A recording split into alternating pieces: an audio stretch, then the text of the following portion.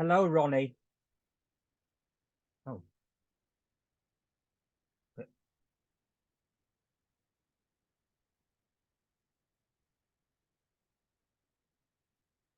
mm, mm, mm.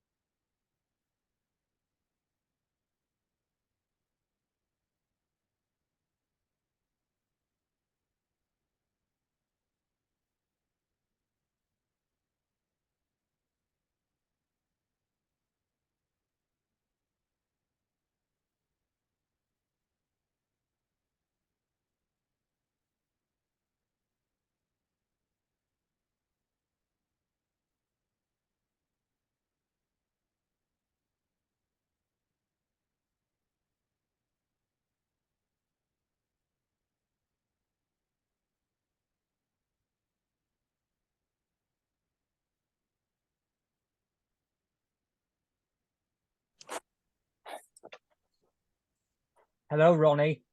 Hello, hi. Hi, how are I'm going to you? try and get. I'm well, thank you. I'm going to try and get my video on so you can see me. Oops, I think I nearly did it. Yeah, Yeah. there we are. Whoops, Well, Ronnie, it's lovely. a joy to be talking to you today. Pleasure, absolute pleasure. Glad we've sorted it out. Yeah, this is obviously my first ever um podcast that I've recorded, so obviously I hope it turns out well. Good. Don't worry, it'll be fine, I'm sure. Yeah, yeah. Um, right. So what I'd like to do is I'd like to start right back at the very beginning and find out about what led to your career in television. Okay. Right. Well, are we recording now? Shall I start? Yep. Excellent. Okay. Well, basically, I started at a very young age. I was 15 years old and I'd left school. I basically didn't really like my senior school very much. They were a very sporty school. They did lots of sports, and I loved sort of acting and singing and drama and stuff like that. Anyway, I discovered that there was a puppet theatre in North London. I lived in South London, and it was called the Little Angel Theatre.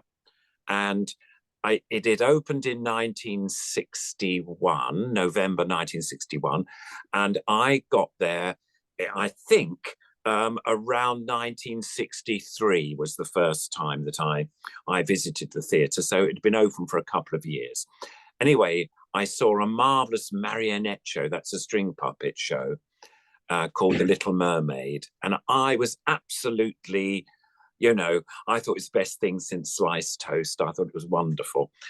Beautiful lighting, lovely music. It had amazing, beautifully carved puppets, really very artistic, beautiful looking. Anyway, I sort of asked if I could help, sort of things like showing people to their seats and things like that after I met the director, whose name was John Wright, and he was the founding director.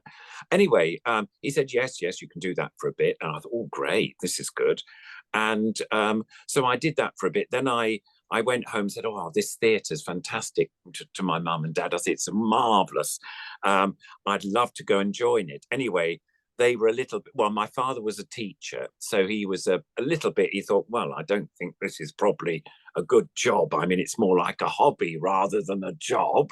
Anyway, I said, well, look, I don't know whether I can even join the company, but I'm going to ask them. Anyway, I wrote, first of all, I think my mum suggested I should write to the theatre. I wrote to the theatre and I got a letter back from John Wright, the director, saying, yes, I remember you visiting the theatre before.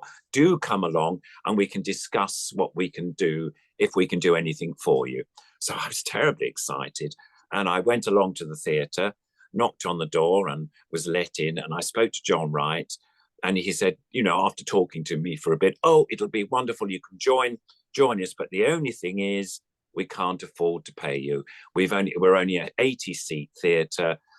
We've got 5 people working here, and we only just got enough money to, you know, pay the other team. And I'm afraid we really won't be able to pay you. Anyway, I said, oh, it doesn't matter. I'd like just to be an apprentice will be wonderful.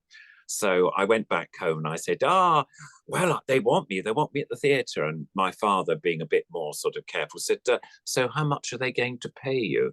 And I said, oh, they're not going to pay me. I'm going to learn everything at the theatre. And, you know, they're going to teach me all about puppetry. And my father went, oh. And then they went off, my mother and father went off into the kitchen and they came back.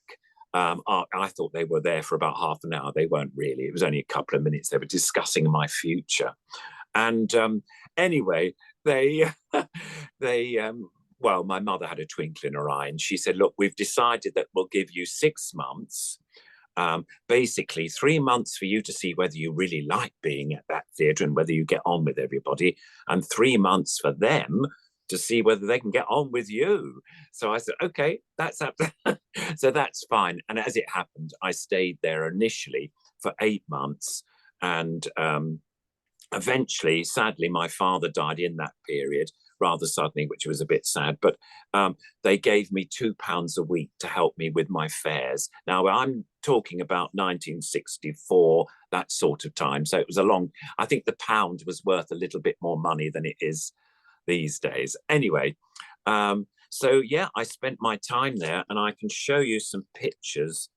They will be maybe a little bit blurred. They're taken from my book, but it shows you, I'm going to show you, that's the company. That's John Wright, the man standing up. There's the Little Angel Theatre. And I'm the little boy, or the young boy at the bottom. His wife, his wife, Lindy, is next to him. And then there's a puppeteer called Christopher Leith, a lovely lady called Joyce Wren, who is an actress and puppeteer, and John Wright's niece, Mary, right at the very end there. So that was us. And then this is me when I first joined. You see, I looked about 12, but I was 15, believe it or not.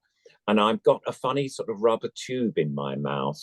And that's because there was a special effect in the show called The Little Mermaid, where the sea witch was making magic spells, and she had a cauldron in the middle of the stage, and I had to suck on a cigarette. It was rather revolting, and blow the smoke down the tube so that it went up the cauldron to make all this sort of lovely sort of smoke for the cauldron while it was bubbling. We had a red light in it, so it looked quite exciting. The puppet you see in the front there is the turtle, who was a rather sweet puppet, and his head could go in and out and everything, and he swam. Oh, here we are. It was a marionette theatre. That means it's string puppets, and that's me holding up the prince. Now, this is the theatre before it had a sort of backstage rebuilt. Basically, this was still in the 60s when I was first there. So there was a very little space at the beginning when I first went there, and that's John Wright and me in the middle, and Lindy with Rapunzel, me with the prince, and John Wright with the witch there. And anyway, that was my starting in the Little Angel. I'll just show you, there's one more picture, sorry. That's the theatre. That was the proscenium arch, and there's some puppets there all lined up on the stage, and that was us standing there again in front of them. And that was the original proscenium. It's very much, it's very changed now, but that was what it was like in the 60s. So I stayed there, and I worked there, and I learned loads of stuff, how to work string puppets, and also how to work other sorts of puppets. And I also developed my one-man puppet show. And here's the dodo coming in. So hello, I'm the dodo bird. Lovely to see you. And I'm a very old puppet, I'm over 100 years old. No, you're not, Dodo. Anyway, he's the puppet that I used in a show that I did when I did children's parties, and I did, well, any sort of show I could get bookings for. It helped me pay my well, my way to my mum and everything, you know, at home. It gave me some extra money. And this puppet was made for me. I painted him. And basically, he's in the 60s. It's funny enough, he's a dodo bird, so it doesn't really matter. He's extinct, really. So it didn't really matter that he looks a bit old and funny. But there he is. That was one of the first puppets that I had. And then, so I did glove puppets, I did rod puppets, I did shadow puppets, all the different kinds of puppets at the theatre. And then I worked with another company called the Hogarth Puppets. Now, they were quite famous because they had a puppet. I'm just looking up in my book. I'm just showing you because I've got some pictures. I always think it's quite nice to show pictures. Excuse me while I find the pictures. Here we are. Now, that's the Hogarth Puppets. It does say Hogarth Puppets. So it's all back to front on my screen, but probably, I don't know whether it is on yours. But there's a man with a white shirt in the middle, and I'm the boy holding the dragon puppet. Sorry, it's a bit sort of a bit out of focus there. And that was Jan Bussell, the man with the white shirt in the middle. His wife is the lady with the white dress and the yellow top, and that was Anne Hogarth. And the puppeteer, or the man to the side there, is a man called John Blundell, and he's quite famous because he made the puppets for Thunderbirds. He made Parker. He made oh gosh, lots of other characters in Thunderbirds, but also in Stingray and other, you know, Jerry Anderson films. So, and he came to visit. And then there's me holding the dragon there. Sorry, there you are. It's a rod puppet. And that's an Australian puppeteer down below called Richard Bradshaw, who worked with us. And I did several seasons with the Hogarth Puppets, but they were famous for a puppet. Now, that's their famous puppet. That's Muffin the Mule. And he was the very first television, what you call television puppet icon. He was on BBC, basically, I think in 1946, even before I was born. And that's me with Muffin sort of looking up at me. And to this day, I work Muffin every now and again. Sadly, Jan Bussell and Anne Hogarth have died, but I know their grandchildren, and of course they're grown up now too. But I borrow Muffin from Lucinda, his granddaughter, and occasionally when I play, I do shows sometimes at old people's homes. And a lot of the old people remember this puppet on television because they bought their televisions probably in the 1950s. And it was like a black and white screen. And anyway, it's quite a famous puppet. So I was very lucky to work with them. I then worked with lots of other companies as well, which was really nice. And so I sort of learned my trade. I'm not a puppet maker, but I'm a puppet operator. I operate all the different puppets. And one of the companies I worked with as well was a wonderful company called the Clifford Heaps Miniature Theatre. And that was my very first theatre tour, where I toured around quite large theatres, actually. And I don't have any pictures, I'm afraid, of the Clifford Heaps, but it was Aladdin, or Ala al-Din, the show was called. So I worked Aladdin and various other characters in the show. And that was great fun. Then I suppose getting on from there, I went back to, a wonderful company. Funny enough, I showed you the picture. There was John Blundell, who I told you, who made the Parker puppet from Thunderbirds and various other characters in other Jerry Anderson shows. Well, he started a company in Birmingham and it was in the Midlands Arts Centre in Birmingham. And I had a year's contract with them, with John and his company, and I learned a lot of different puppetry techniques with him and the company. And that was for a year, and that was, I think, 1969 to 1970 or something like that. I'm very bad on the years now. But anyway, it was for a year. And then after that, I came back and joined the Little Angel again. I never really sort of left the Little Angel Puppet Theatre. I'm still sort of involved in it now even. But anyway, I joined them and we did lots of wonderful tours. We toured all over Europe with a traveling show with marionettes, mostly string puppets, because John Wright was famous for creating these amazing string puppets. And we toured, we toured Israel, which was quite interesting. And then we toured America. Well, when I say toured America, I visited Michigan for a Puppeteers of America festival. And we did, again, another marionette show there. And of course, that's where Jim Henson comes with the Muppets and all that sort of stuff. So he was there with Frank Oz, who was famous for being Miss Piggy. And there were workshops there. There were lots of other different shows, very exciting, actually, to see. And then we had a month in Denmark. Oh, my goodness. And of course, we toured all over England and Scotland, actually. We used to tour Scotland in the winter time, when it was freezing cold and the snow. And we were in a big van, and we had all the stuff packed in the back of the van. That's the stage and all the puppets and everything, and the scenery and the props. And we used to sit, you can't do this nowadays, but we used to sit on some of the boxes with cushions on, just at the back of the van. So it was, nowadays, and health and safety wouldn't allow that, I don't think. But anyway, we did in those days. But it was wonderful. They were one-night stands, as they call it. We used to play, set up in the morning in a village hall somewhere in Scotland, and then we'd make sure everything was ready for the show. We'd do a show, say, at 7 o'clock in the evening. All the people would come along and see it. And then we'd pack it all away and spend the night with various people who'd put us up in their houses, usually for free, which was very nice. And then we'd have to leave early the next morning to the next village hall, and so on. And so it was tough work, but great experience. But then my television work started in I'm just trying to remember when I first started Rainbow. I started Rainbow in 1973. But I'll tell you a little story. Rainbow, of course, is the famous, that's me, Zippy. There's me with Zippy there. Zippy's putting his hand over my mouth to stop me talking, because he's a bit of a show-off, is Zippy. And this is my book called Zippy and Me, which some of the photographs I've showed you already. You can get that in. I'm doing an advert now. You can get it on Amazon and eBay and hopefully good bookshops and things like that.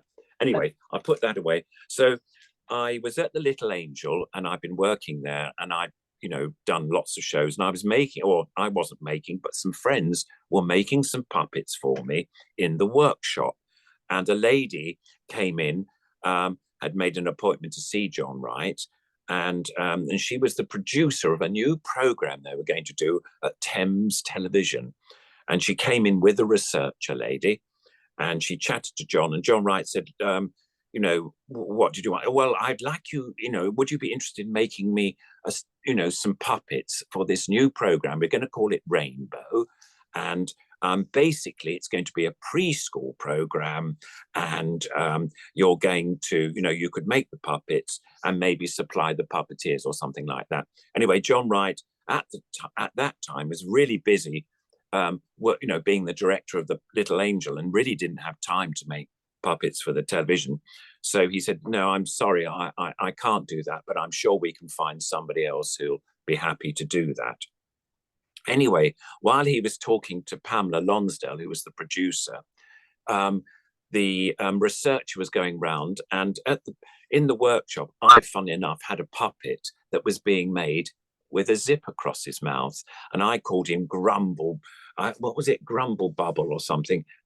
Was it the Hubble Bubbles? I think it was. Yes, it was the Hubble Bubbles. It was a show that I was making for young children for the Little Angel, and I think she saw this character with a zip across his mouth. He didn't look like Zippy. He was like a brown potato with two little black eyes, but a great big zip across his mouth. And I thought it was a great idea to have a zip and zip him, because he was grumbling all the time, this character.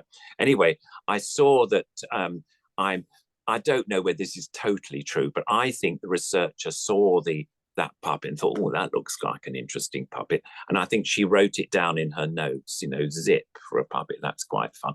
I always like to think that when Rainbow started, there was this puppet with a zip across his mouth. And I thought, I know where you got that idea from. Anyway, Rainbow started, and I think the very first program started on the 16th of October, 1972 is the date I've got in my head. I might have got that wrong, but I think that was when it was. And basically, my friend Violet Philpott was the original puppeteer, and she worked Zippy, but she didn't do the voice because she's obviously a lady, and Zippy's a man's voice. So they got the very famous voice person called Peter Hawkins to do the voice of Zippy originally. And he was famous for doing Captain Pugwash and the Daleks on Doctor Who. Exterminate. He did all that sort of stuff. And anyway, he did Zippy, I think, the voice, and there was also another character called, well, there was two other characters, Mooney and Sunshine. And Mooney was Violet did the voice of Mooney, a lovely sort of country, sort of quiet little voice like that. And sorry, was Mooney the? No, that's right. Was Mooney the purple one? That's right. It was a purple one. Mooney was, and it was quite sweet little glove puppet. Violet, I think, made him originally, and Sunshine was a bit like Zippy. Actually, I think they actually got. When I say they got rid of them, later series they decided that Sunshine sounded too much like Zippy, and it was similar. He was a bit sort of show-offy, and they thought they wanted a contrast to Zippy, so they actually got, they said, no, we won't use those puppets again after a while. But yes, and Sunshine had a little red hat and sort of yellowy, well, I suppose sun-coloured face. Sadly, I don't have pictures of them, but anyway. Sadly, Violet was doing Zippy, and she made the original Zippy slightly different to what the Zippy you see nowadays. I mean, another puppeteer came in because poor old Violet had hurt her back when she was doing the puppetry, and John Thurtle, it was his name, and he came in and remade the Zippy and worked Zippy for a while as well. Anyway, what happened was when I think about the second series, I think they decided that they would not use Mooney and Sunshine, but keep Zippy, but they needed another character for Zippy at the window. And that's when George, the pink hippo, came in. And so, and also at that time, Peter Hawkins, I think, had decided that he'd, done it enough. And also they had a new presenter. The original presenter was a man called David Cook, and he left, and so did Peter Hawkins. And Peter Hawkins had a friend called Roy Skelton, who was famous, of course, for doing the Zippy and George's voice, and that's what happened. So George, the pink hippo, appeared. Roy did the Zippy voice and George's voice. He spoke to himself. I'll show you what Roy looked like. This is a picture of him that's him sitting there with his earphones on so he can hear. Ronnie, can you just wait a second? I just need to go downstairs for 1 minute. Is that okay? Okay, no problem.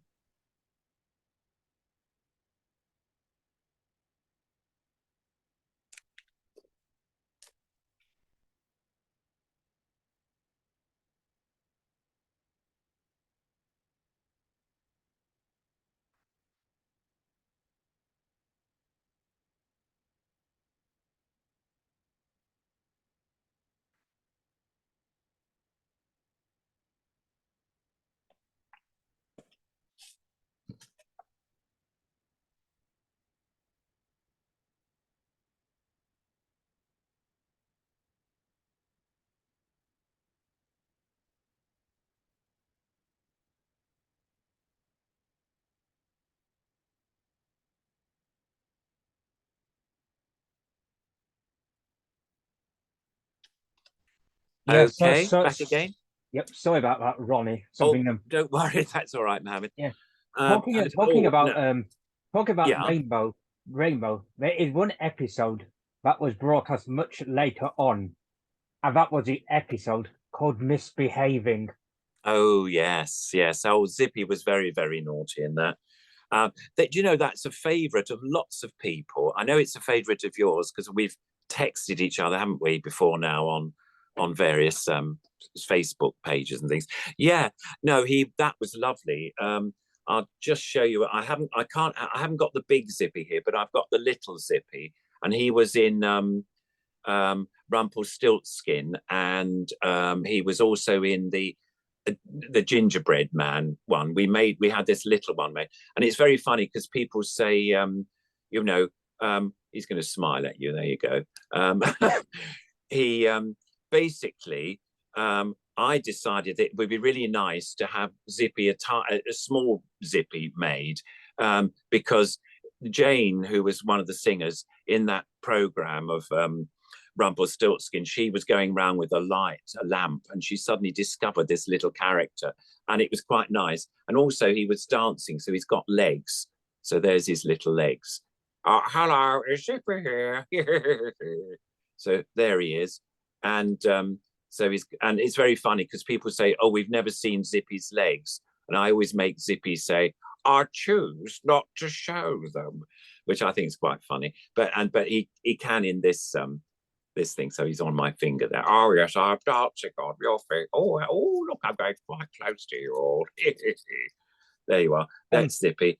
And he's quite sweet. So that's what he looks like when he with his legs and stuff. I used to have strings on here to make his arms work a little bit, but I took them off because they used to get tangled up, because I'm going to lift him up. He's a sort of rod puppet. And I've got a handle here, and that there makes his mouth work when I work him. So there he is. That's little Zippy. But yes, Misbehaving was great fun. And there's that one, and people like Zip Man and Bobbin, that one where we did a sort of Batman and Robin show, lots of them. There was a lovely one when Geoffrey was very grumpy and he was telling us off all the time. It was really horrible. And then he came on as an uncle, or he had a different wig and everything. And he was really grumpy and horrible to us. And both Zippy and George were thinking, well, what's going on here? And then he came on later. I think he was trying to say, look, boys, as he called them sometimes, look, if you behave nicely, I'll be good, or you do as you're told, all that sort of thing. Anyway, but he came on and he had a sideburn or a side thing. And that's when Zippy recognized him, that you were grumpy, weren't you, Mr. Grumpy or whatever. Uncle Grumpy. Yeah, that's it. That's it. And what I've noticed about that episode of Rainbow is obviously when Zippy says, but Geoffrey always lets us have milk and biscuits. Oh, yes, absolutely. I mean, Geoffrey was amazing, actually, as a presenter, because he was like the father figure, looked after Bungle, looked after Zippy, looked after George. And, he was a brilliant character actor. I mean, he could do all sorts of different characters as well. And I think what was sad was when Rainbow finished, everybody, the sort of agents in the theatre world and various directors and people said, oh, that he's, if Geoffrey said, well, I can do that part, I'm a good actor. And they said, oh, well, actually, your face is so well known as Geoffrey from Rainbow. And he didn't have that much employment afterwards, which was really sad, really, because he really was a brilliant character actor. But I had lots of fun on that. I also one of my favourite Rainbow episodes was the one called Super Bungle. Oh, yeah, Super Bungle. That's right. When he was like Superman, wasn't he? Yeah, with the costume on. Malcolm obviously played Bungle at that point, didn't he? That's right, because Stanley Bates, who was the Bungle that I worked with originally, he'd left to actually write some of the programs. And I always thought Stanley's writing was really funny when, he wrote his programs and stuff. I mean, Geoffrey wrote them. Freddie Marks wrote them. Roy, of course, Roy Skelton wrote some. And who else wrote them? There was quite a few of the cast. Malcolm didn't. But anyway, what happened was Stanley wrote some of the episodes, and then Malcolm, who was actually a friend of mine before he did Rainbow, and that's when my friend, one of the puppeteers, sadly died, Valerie Heberden, who was lovely. She was George for quite a while, and she developed a cancer. It was really horrible, poor thing, and she was really lovely. Anyway, I got Malcolm Lord in, who was a friend of mine who I knew was a puppeteer, and he did George for a while, and that was really lovely. And then when Stanley left, he took over Bungle because he trained as an actor, and thought that was a slightly higher step. I think he did Bungle very well. I mean, he was very funny, and and it was great. And funny enough, getting right up to date, I've been doing some what they call comic cons, where things like people from Star Wars come along and people from Doctor Who and various other sort of well-known shows. And they asked me if I'd come along and bring Zippy along to a comic con. And I've done that. And I thought nobody would want to see Zippy because, they'd all be after the Star Wars characters or the Doctor Who characters. Oh, no, that wasn't the case. They would queue up and get me to sign a card, a picture with Zippy and me on it or something like that, whatever. And funny enough, this year, I think it's April the 23rd, we're going up to Stoke-on-Trent. There's a Comic-Con there. And Malcolm is coming along as Bungle. I think it's going to be his first Comic-Con. So I hope he'll be Bungle and not just Malcolm sitting there, but I'm sure they'll do something. And also Hacker the dog from CBBC. Yeah, he'll be there as well. Phil Fletcher, and he's lovely. So anyway, that's a little advert for later on in the year that I'll be doing those things. Another program you did as well as Rainbow was the Fantastic Play Days. Oh yes, that's right. That was lovely. That was with the lovely Dave Benson Phillips, and he was presenting. It was I think it was this Tuesday stop. It was like a bus stop. We went on different days, and I think it was this Tuesday stop they did. And Dave was presenting, and he was quite new, to presenting when we did Play Days. But I did Lizzie, the dancing marionette puppet. I didn't do it all the time. What happened was there was a lovely lady, funny enough, who worked with John Wright at the Little Angel. It's a very small world, the puppetry world. Anyway, Jane Eve, her name was, and she'd used Lizzie originally and used her on the program. And then when she couldn't do some of the filming, because they did quite a lot of filming of Play Days, it was a few years it went on, and I used to step in and do that part, which was great fun to do. Yes, no, I enjoyed that. It's interesting doing a string puppet on television because after a while they had the Jerry Anderson string puppets, but they didn't use the more conventional string puppets. I was wondering what was actually the filming like of Play Days, filming like the playground stop episodes. Yeah, it was quite interesting. It was very different from Rainbow. We had places where, for instance, on Rainbow, we were behind a table, the puppeteers were hidden behind the table, and we put our puppets up and we did it, and we were sitting on those seats down below, or we were at the window. I can show you one picture of us in the window just to show, or me at the window. When I say me, it's Zippy. Whoops, there you are. You see, there's me, and there's Jeffrey looking, and that was me holding Zippy. I can't remember why that picture was taken, but it was.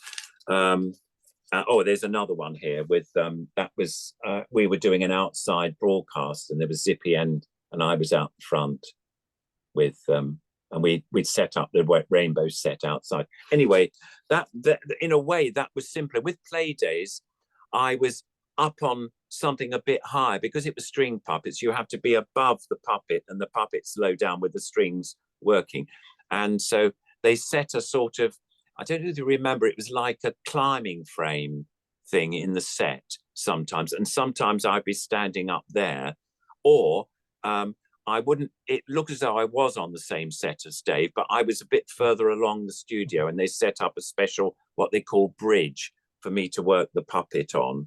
And then Dave would walk into it, But yeah, no, it was fun. I think there was the same number of cameras. I think it was 3 cameras. There was different directors that directed it.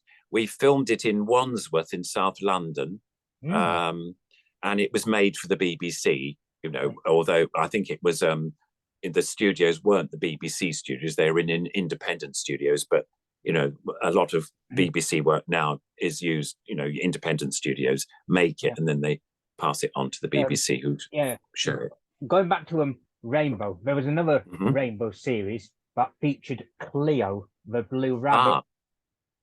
That's right. That was Rainbow Days.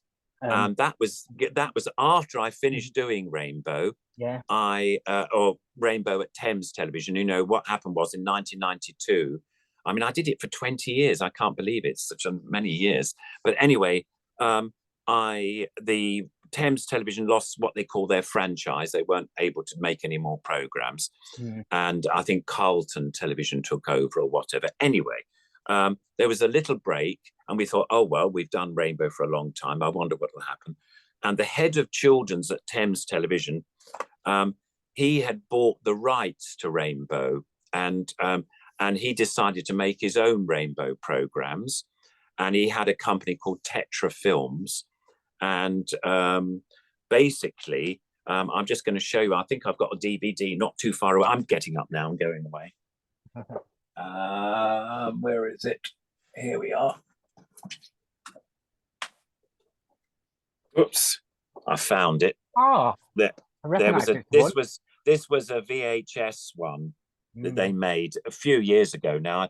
I don't think there's any DVDs of them, unfortunately, but that's Cleo, the rabbit you talked about, and there's Zippy and the different bungle, and the George was the one who looked more or less the same. Zippy had different eyes. They made sort of eyes that slightly moved sometimes. But it was popular, but it wasn't as popular as, excuse me, I'm sitting back down again on my seat. It wasn't as popular as the Rainbow that we did in Thames Television, but you know, we made a few series of it because I mean that one was how many programs on there? I'm trying to think. I'm sorry, I'm just looking.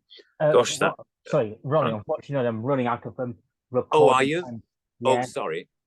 So. Oh, well, I'll be quick. So anyway, yes, that was Rainbow, and then of course I've worked on Sooty and Sweep as well, and I'm going to show you quickly Sooty and Sweep before is your time. How much time have you got? It said about 2 minutes on them. Oh, right, there you are. Sooty's saying hello to you. Hello, Sooty. He's there. Oh, and I'll quickly show you Sweep if you've only got 2 minutes. Oh, wait a second. I can actually do good sweep. I can actually do good sweep impression. Indeed, there you are. There he is. He says, "Oh, there's his brother." Oh, hello, Sweep. Hello. There he is. Right. Hello, Sweep. Hello. There he is. Ooh, off you go, Sweep. That's it. Yeah, Ronnie, it has been an absolute joy to chat to you. Oh, thank you. Today. And thank you for taking part in my podcast. Like I said, this is the first time I've done it, but I really appreciate the time you've taken out of your day to take part. So thank you very much. It's a pleasure to talk to you, Hamid. And I mean, it's great that we're actually talking rather than typing messages on Facebook. But good luck with all what you do, and I hope the podcast really works well and you get lots of interesting people to talk to. That would be great. Yeah, so do I. Obviously this is the first one. I'm going to try and get a few more celebrities on, like maybe lovely, Dave Excellent, and whatever. Well, Ronnie, thank you for your time, and I hope you have a nice day. Thank you, and you as well. Bye-bye. Bye, Ronnie. Bye. Bye.